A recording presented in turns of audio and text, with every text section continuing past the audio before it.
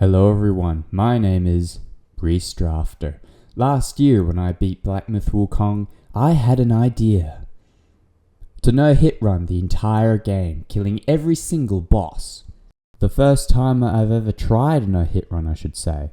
But not only that, I can only use the starter equipment in the game.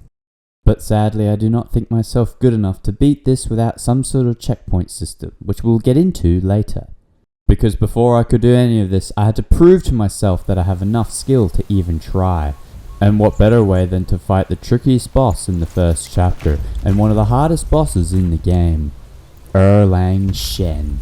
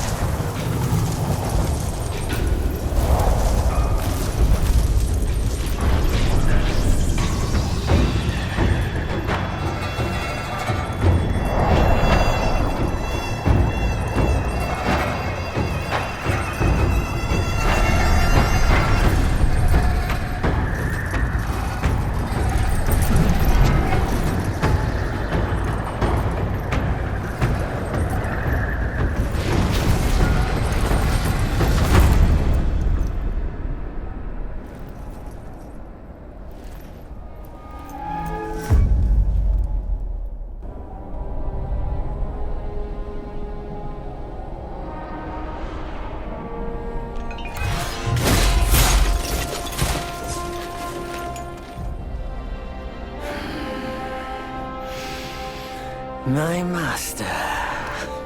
Safe. The scriptures. Sound. All I ever wanted was a life in my mountain, free from you and your so-called merits. Those high above don't trust me. I understand that. And they send you and those knuckleheads to threaten me. To obey and serve once more. I understand that too. But what I don't understand is... you bastards killing my kind!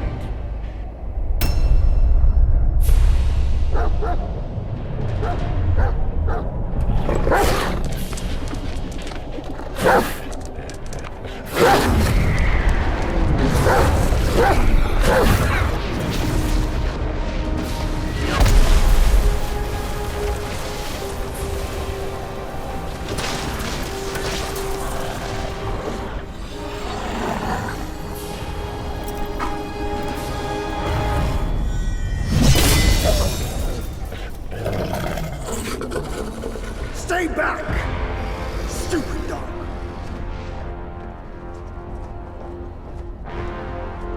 Mark this. He's not just any monkey. He's a monkey of merit. A monkey was made Buddha once. None other than me can challenge him to a duel. Look, monkey. I don't make a habit of fighting someone I've bested before. Here's my offer. If you lose, I'll take you to the Celestial Court. They will stay and level your mountain. But if I lose, I shall certainly take revenge, and they will level your mountain nonetheless. How tragic would that be, huh? You are one of the court. We don't need to resort to violence. How about you bend the knees, admit the wrongs, and we can put this behind us.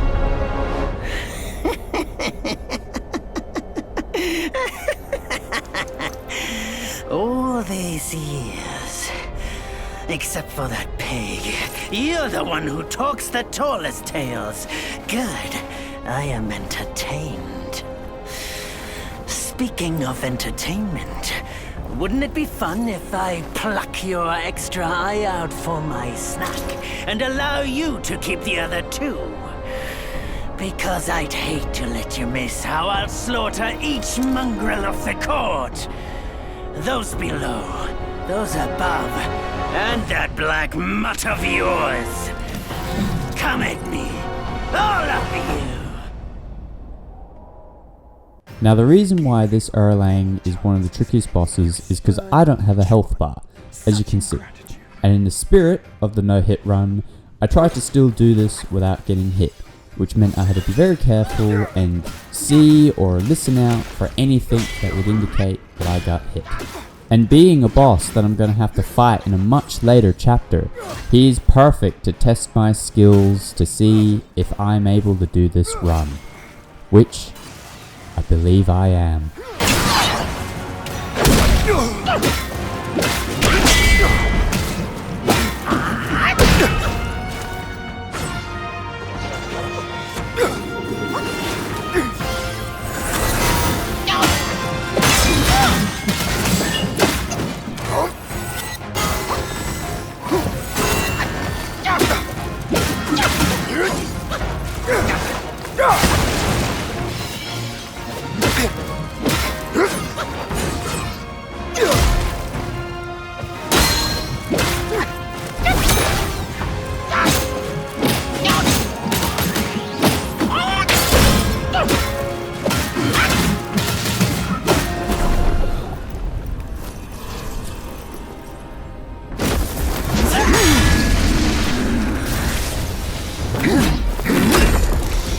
Victorious fighting Buddha. Have you any idea how many would give their everything for immortality? Immortality? For that word, all realms and beings have ruined themselves.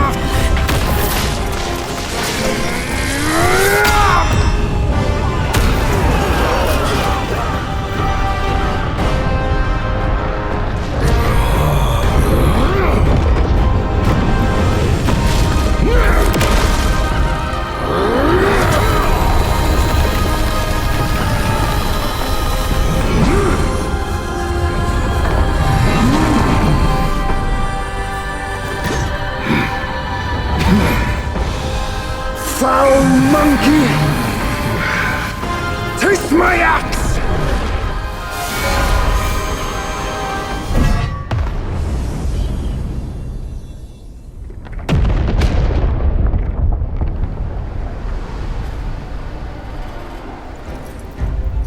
Brat! You call call that a duel? The glare up here is dazzling. Fight me in the woods if you have the guts.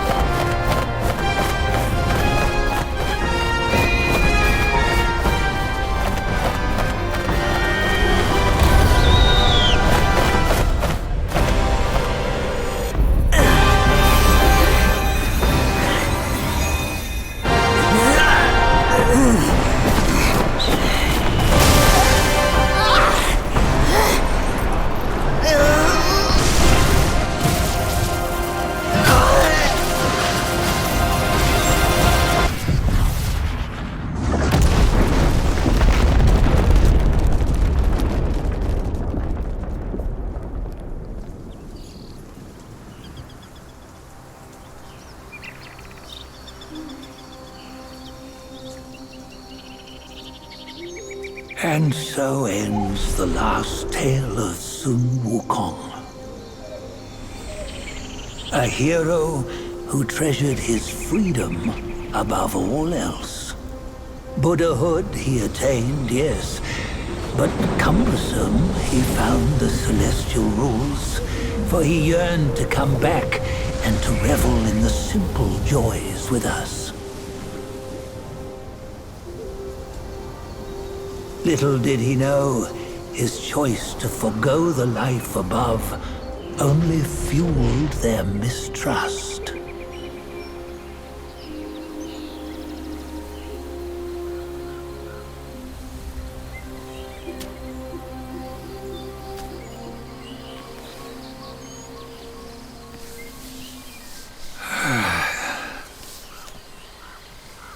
This stone has stood for countless days on the mountain. Since my youth, they've said that his remains lie within it. Unbegotten, undying, such is the nature of a stone monkey. Though his body was broken, his spirit endures. Into 6 relics he turned, and separately they escaped, choosing to stay hidden.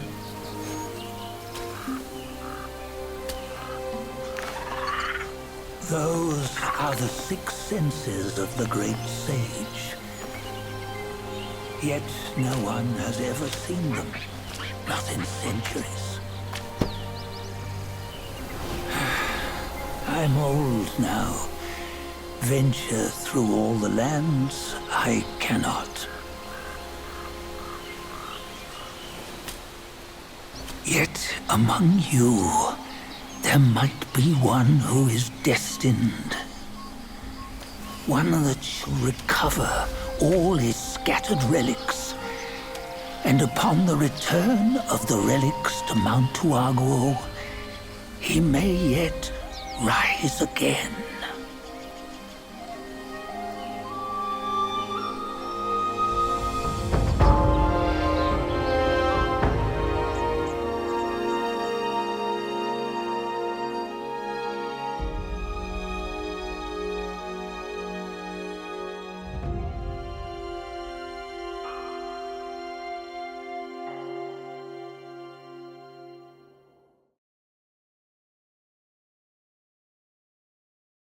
Fun fact, I don't know how, whether it's a bug or me being too good, but somehow I skipped Erlang's 3rd stage cutscene, which is supposed to happen before this attack.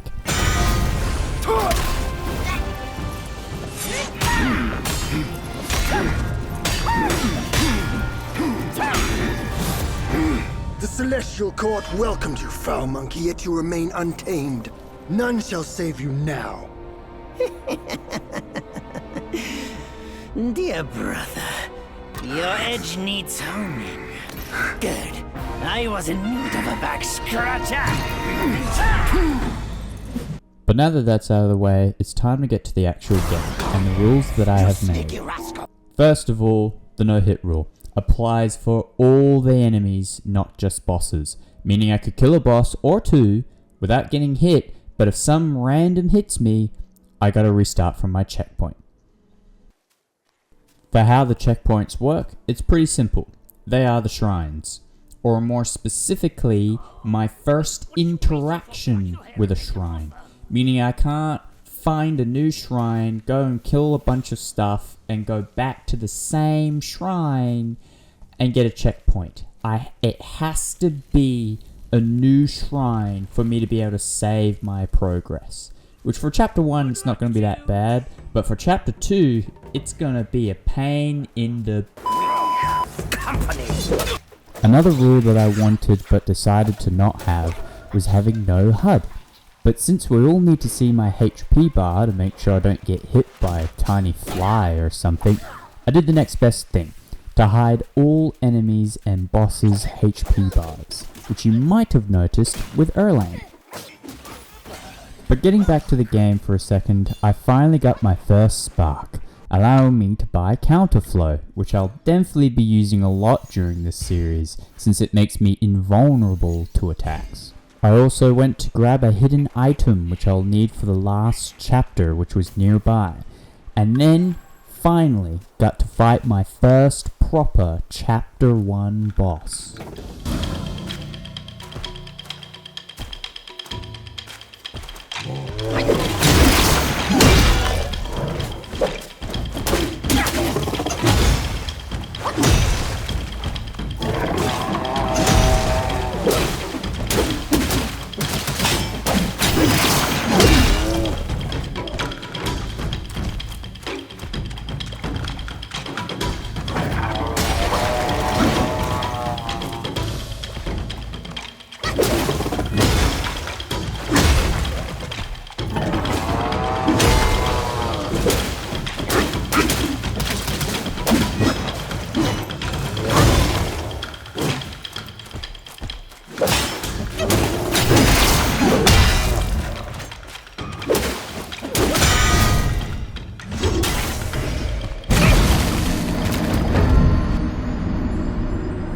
I'm just kidding. Lucky enough that cutscene move doesn't do any damage to me, nor is this boss anywhere near as difficult as Erlan, so it goes down quite quick.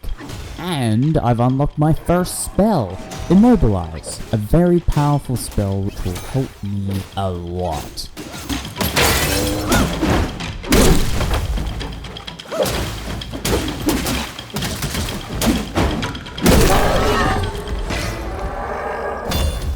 Now sadly for this episode, I didn't live stream any of it.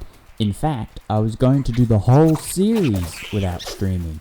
But I've realized for editing these videos, it would be best to stream the rest of the chapters, so that way I don't feel like I need to be showing proof in these videos that I did do all of this without breaking my rules. Not that I thought proof would matter when the second season. Enough ranting about my rules and backstory. When the other rules become more relevant, I'll explain them, but right now I got my first proper challenge at this shrine. To reach the next checkpoint, I must kill 2 bosses, Firefox and Crybaby, and a group of enemies guarding the shrine. If I get hit in any one of these 3 battles, I'll have to start again at this shrine. But luckily after leaving the shrine, the small old man for Tree Roots' hairs showed up, and turned me into a fly.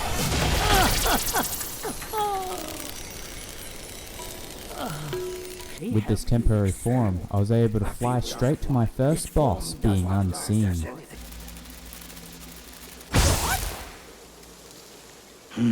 Another monkey, I see. Why don't you lay down your weapon and join me in goodness mercy? What say you? For the first boss, I chose the Firefox. Since I'm only level 1, I didn't really have a specific strategy in mind, only to be careful of his staff, since he can still hit me with it even if he's not using a proper attack.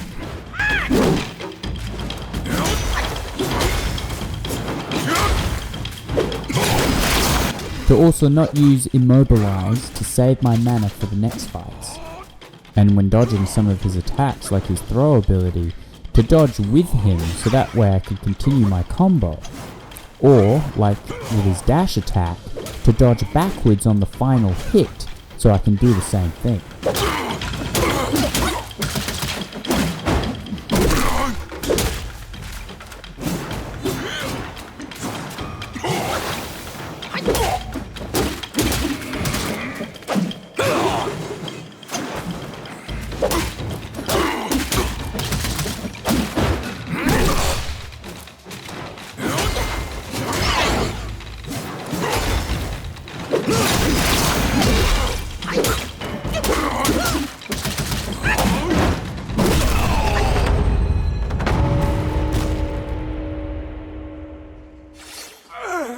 Defeating Firefox gives me the new spell Red Tides, allowing me to transform into the boss himself.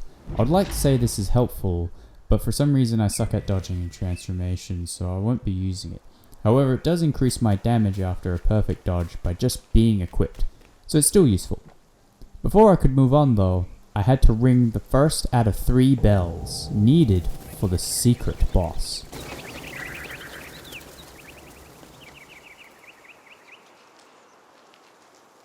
Once that was done, I snuck down to the second boss. Now I remember when this game came out, quite a few videos were showing this guy making him out to be like a really hard boss. But don't worry, he's actually really easy.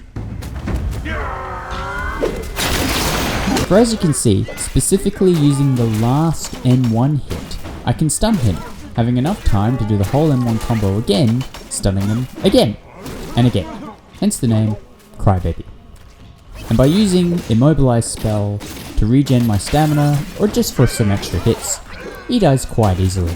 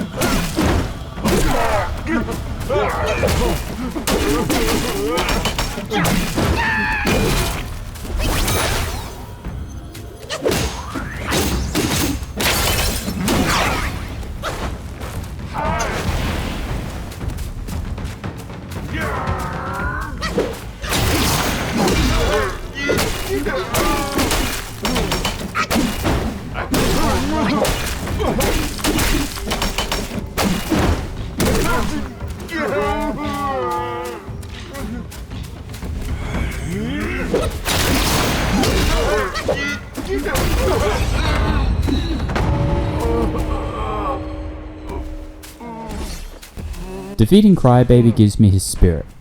Sadly I can't use it yet. But just like Red Tides, it allows me to transform into Crybaby, but only for one attack this time. But anyway, on to the last battle, which is probably trickier to do than the normal bosses, since there's 4 of them, unless you have a plan. First, kill the archer. Removing him makes this a lot less annoying.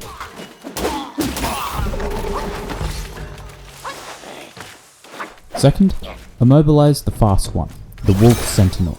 This allows me to kill the other 2 wolves with ease.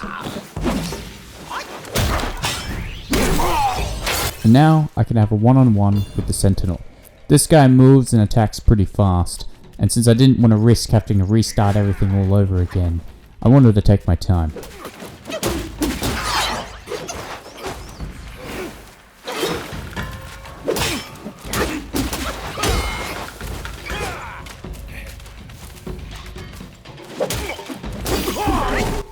Now, with Firefox, Crybaby, and this slot finished, the gates of Guanyin Temple open.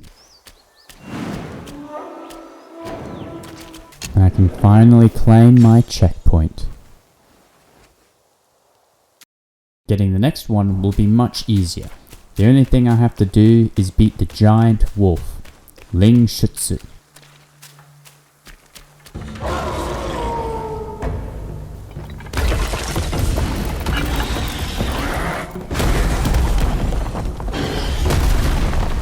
Now there were quite a few things I wanted to do with this boss, none of which makes him any easier.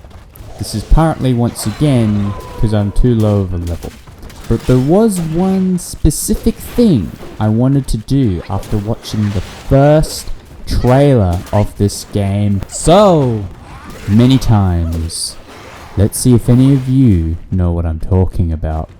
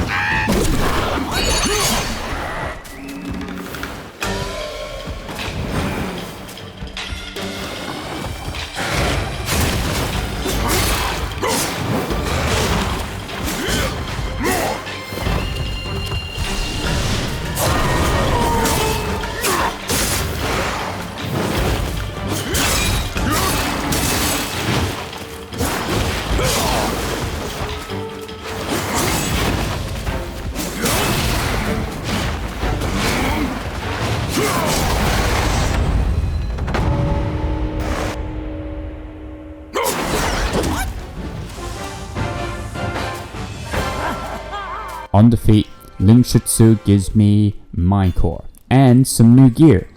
However, my rules state I can only use my starter equipment. Even though you don't begin with any headgear, that still counts. Not that it would help anyway, since the effect boosts damage on low HP. Obviously not helpful. As well as this pill I found in the temple, which boosts my max HP. Seriously, I might as well have 1 health. That way I'll know for sure when I get hit. Because I'll die.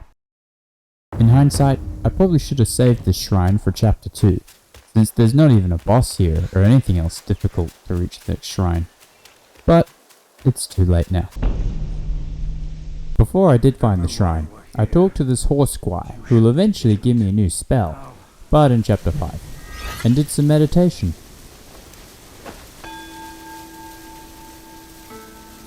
The path getting to my next shrine was pretty peaceful, the only enemy being this crow diviner.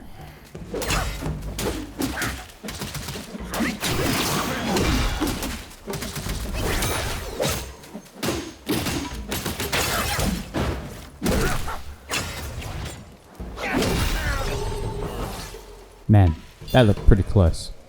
But with this shrine, I technically have reached the halfway point. There are 3 things I need to do.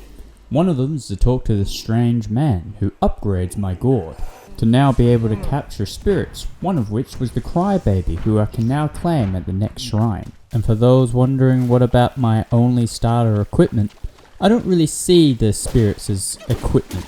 I see them more as spells, so I let this one slide. The last 2 things I need to do are bosses, one of which is this frog. No, not that one.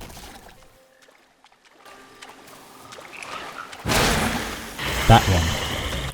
Which when I defeat this guy will put me at the halfway point, having 5 bosses killed and 5 to go.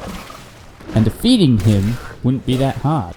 All I have to do is be careful of his tongue attack, use my new skill allowing me to continue my combo string after dodging, whilst also doing a few counters.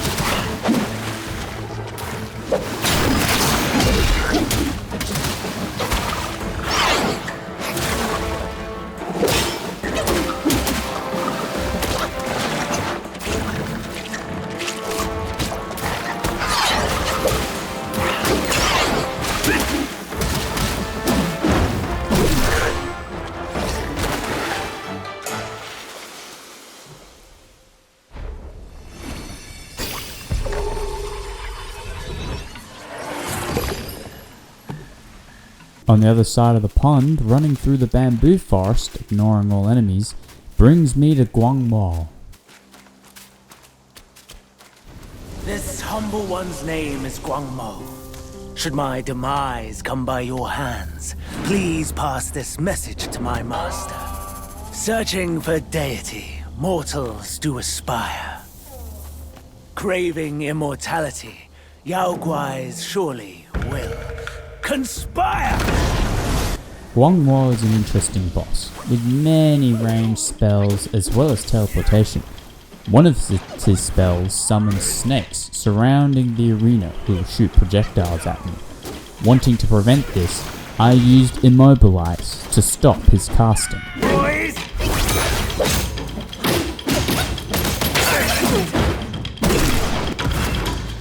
But that's about it for this guy. All of his melee attacks, which is one melee attack, is very counterable. And the rest of his moves are very dodgeable or blockable. So he goes down quite easily.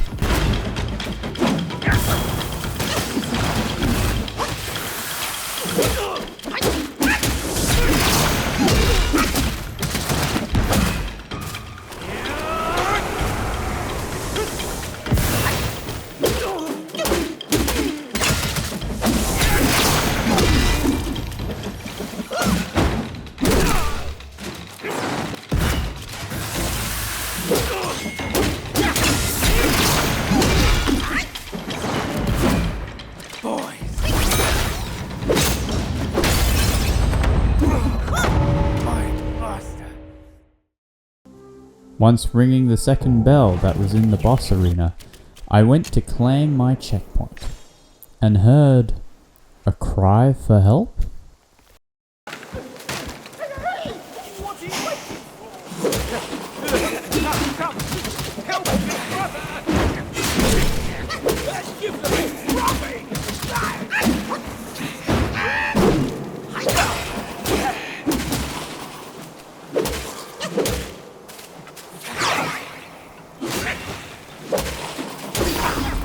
Defeating this snake guy saves this monkey, who will become a shopkeeper for the rest of the game.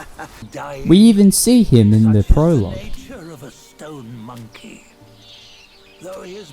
I can buy a few things from him and even upgrade my gourd, but I'm not interested. I don't even know if upgrading my gourd or switching them should be against the rules, since for the most part it's going to be completely useless to me for a long while. But I'll think about it later. Right now, I got another boss. Hailed bird, what dimmed your shine? Past's grip beyond our grasp. The future we may still clasp.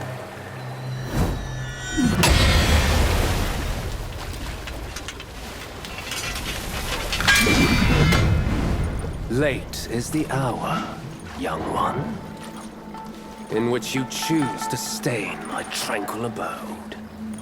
Pray tell, to what end do you seek?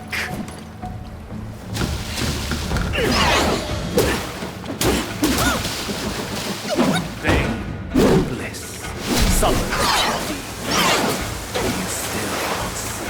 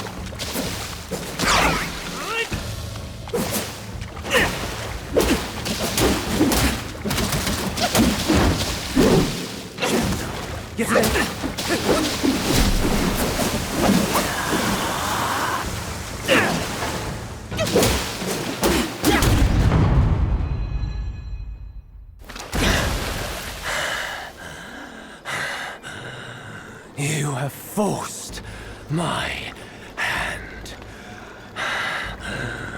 Now you shall face what I truly am.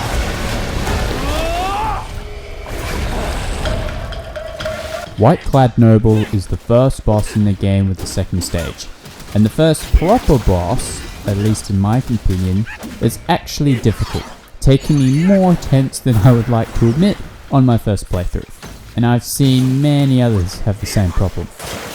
His attacks are basically the same as his first stage, but with extra steps, though one new attack that is near instant, but luckily he only used it once and missed. To be honest, I really can't believe I spent an hour on this guy on my first run, to now beat him with such ease. Just by countering, he goes down super quick, and just barely survived only 1 minute.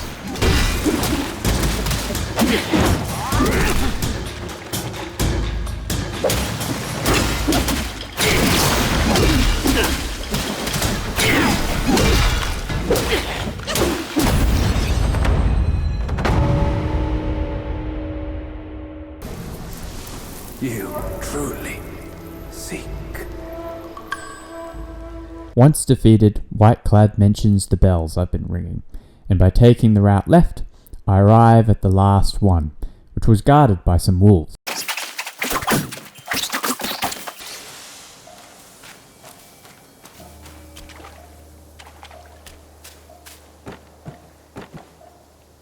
With the third bell rung, the secret area unlocks, taking me back in time.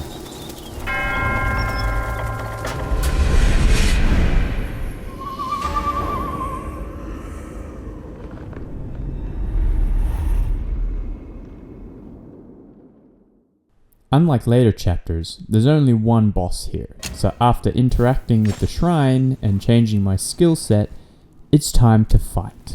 Crybaby 2.0.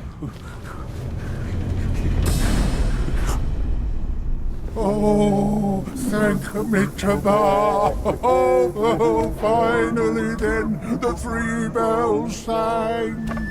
Disciples come, I hear travelers approaching my temple carrying new treasures.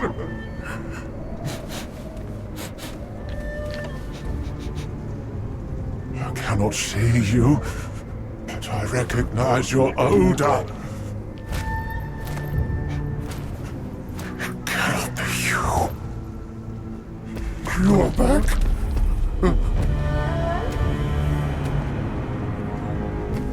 It must be you who took that Kasaya. Now give it back! Now sadly, Crybaby 2.0 does not have the same weakness as before. However, by upgrading Counter-Strike to level 2, I learned Skyfall, which can knock him over.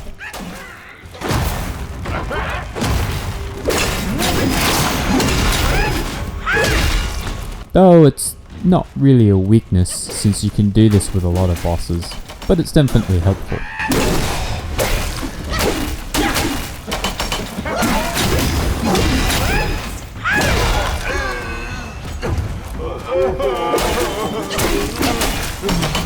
The rest of the boss fight is not that bad.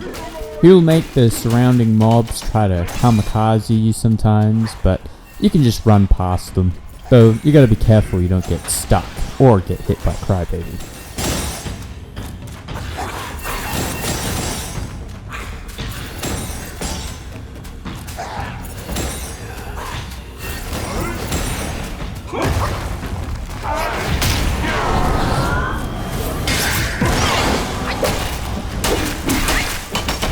Then there's his halfway move, where he becomes invulnerable and summons his minions to heal him. Now, since it's been almost a year since I recorded this, it's hard to remember certain things.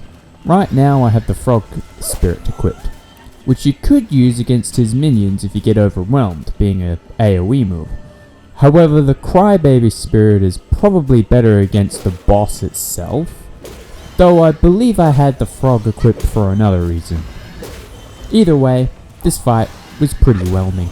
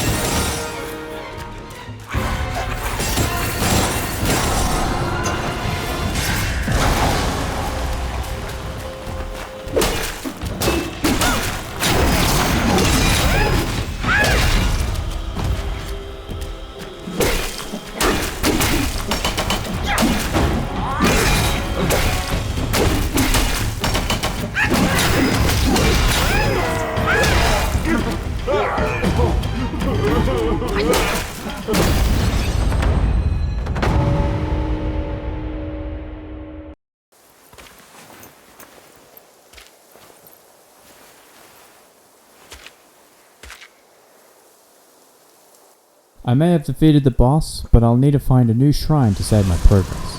But before I do that, I must claim my reward. The fireproof mantle will be extremely useful moving forward, making me invulnerable to fire damage and passively charging my focus points, needed for countering. Heading down the main path, I kill a few wolf ninjas,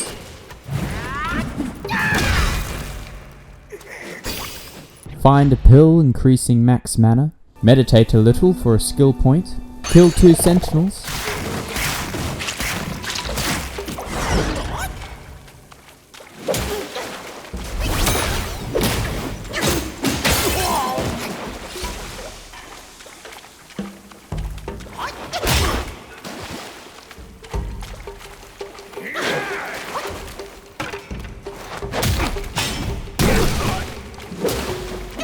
and finally reach the third last checkpoint in this chapter.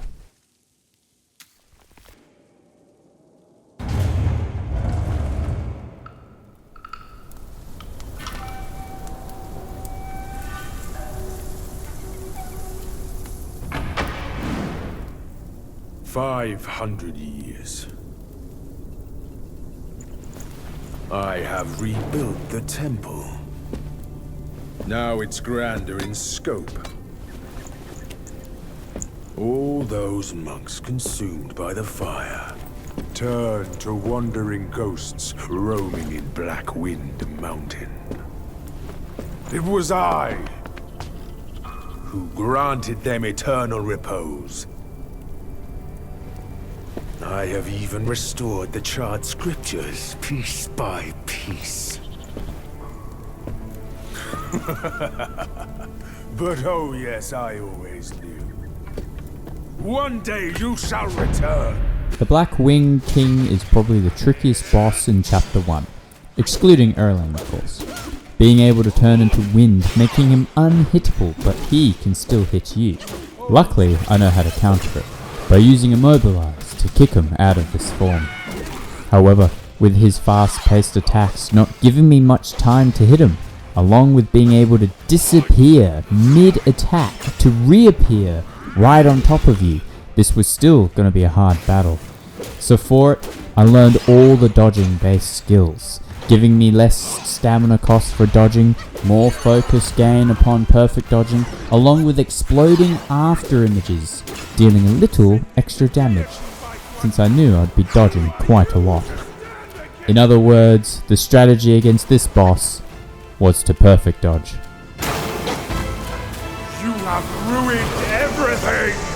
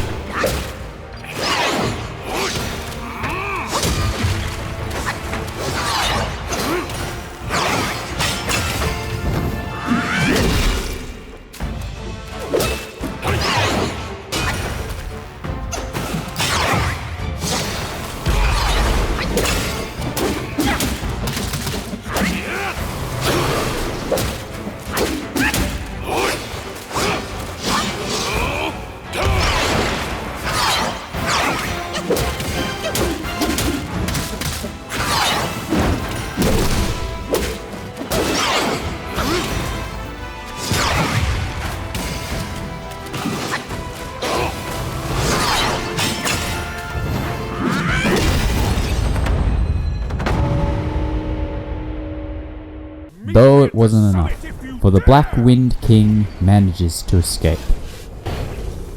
But by winning this battle, I learn a new spell, which will be quite useful since it makes me invisible. But now I must make my way up the mountain for my rematch, which will be the final boss of Chapter 1. To reach the top of the mountain for the final battle, I must go through a horde of enemies, 19 to be exact. Now, if I didn't have checkpoints, I would use my new spell to go invisible and run past everything. But Greg was playing this game and wondered if you could no-hit this section after failing many times himself. My answer? Of course you can. It's really easy too. Here's how. First, you have the easy part. 2 archers and 2 wolf sentinels, taking them on one by one.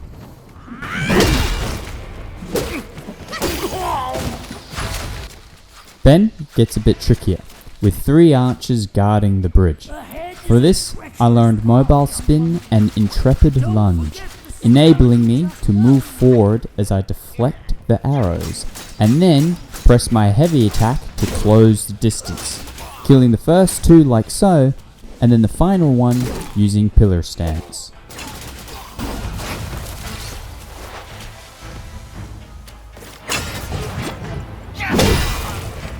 The next part is probably the hardest. Right now there's an archer on the building in front of me, above me, and one across the arena. It's very easy to get stuck on something or be in the wrong position, which means getting hit. But once he's dead, I aggro the mini-boss, trying to make him fall down to my level so I don't need to worry about the archers.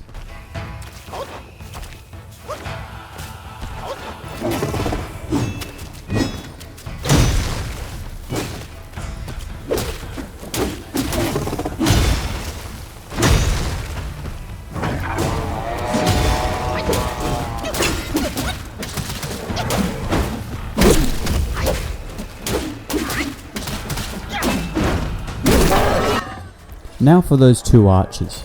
My plan is to hit the guy above with pillar stance, which is extremely risky since the archer across from here is currently hitting an invisible wall, but now and then some do get through.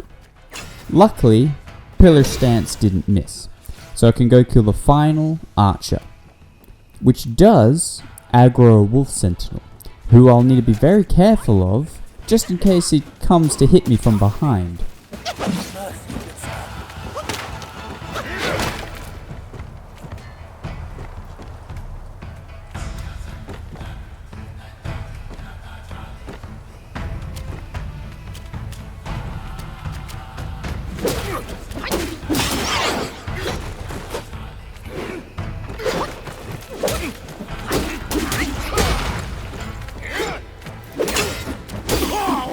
Once he goes down, my victory is pretty much assured.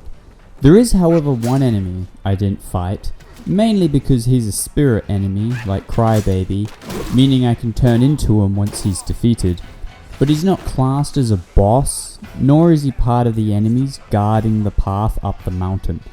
This isn't a 100% run, at least not yet, so up the mountain I go.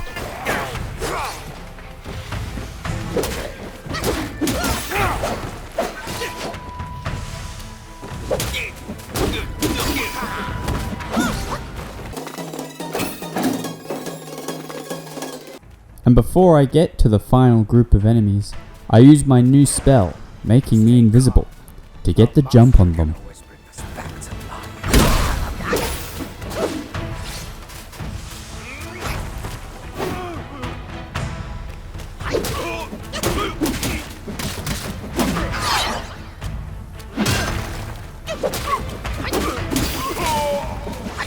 Master promised a reward.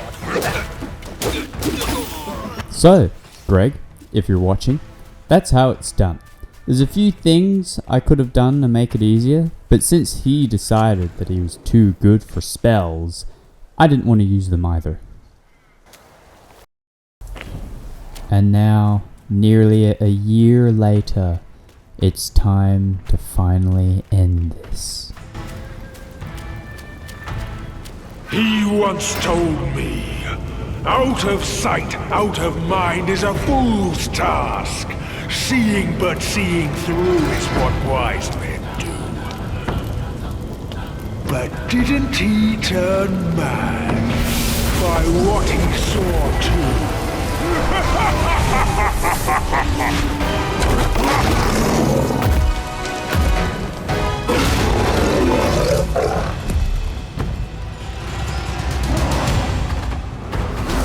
For this final boss, I wanted to try something I've never done before in all of my playthroughs, called Evanescence, which I'll just call Perfect Immobilize.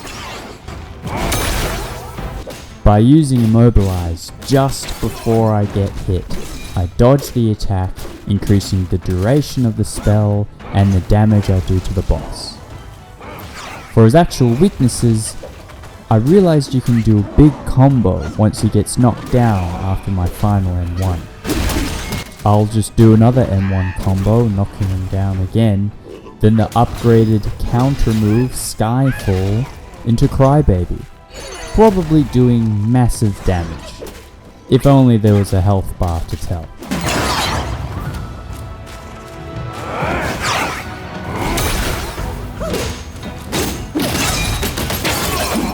Though, you may be wondering, could you combo the Fire Wolf into all that? Yes, you probably could. But then this would happen.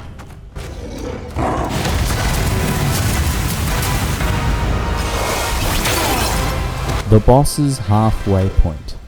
If you were to set the bear on fire as the wolf, you will start this stage early. Not that it's any different from his normal moveset, it's not a second stage or anything, but it does summon pillars of fire everywhere. Ah, but Drafter, I hear you say. You got that relic item that makes you immune to fire, right? Wrong. It makes me immune to fire buildup, but not the fire pillars, so I didn't use it. The last two things I'll mention is the bear does turn into a cloud like his human form, but only when he does the fire attack, which you can still disable with Immobilize. And when you're seeing me doing the aerial combo, I was preemptively dodging an attack he never did. And with that, I'm finished. Enjoy the rest of the fight.